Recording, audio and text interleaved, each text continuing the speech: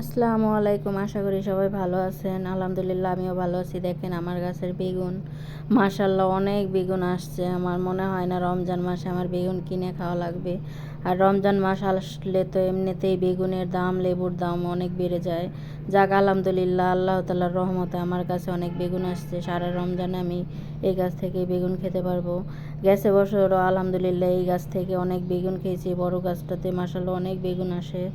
দেখেন কত বড় বড় বেগুন ধরছে আলহামদুলিল্লাহ। এই যে আমার বোম্বাই মরিচ গাছেও বোম্বাই মরিচ ধরছে, এটাতেও ধরছে কয়েকটা মাশাল্লাহ।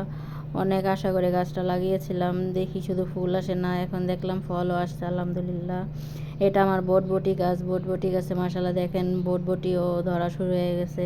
এটা এখন ছিঁড়ে নিব, এটা রেখে পরে ভর্তা করব কোনো এক সময়। আর যে মিষ্টি কুমড়া, এই যে দেখেন ছোট একটা গাছে কত আলহামদুলিল্লাহ সবগুলি গাছে অনেক বড় বড় বেগুন আসছে। যাক রমজান মাসটা পার হলেই হয়। দেখেন এই যে দেশি মরিচ গাছে মাশাআল্লাহ অনেক মরিচ ধরছে। এটা আমার মিষ্টি কুমড়া গাছ। আর এটা হচ্ছে শৈলা পাতার বীজ হওয়া শুরু হয়ে গেছে, এগুলি সংগ্রহ করব পরে। আর এটা হচ্ছে মটরশুঁটি শাক, এটা হচ্ছে শৈলা পাতা। আর এটা তো আমার মালবেরি গাছ, মাশাআল্লাহ অনেক ফলন আসছে। সূর্যের আলোটা অনেক ভালো লাগতেছে।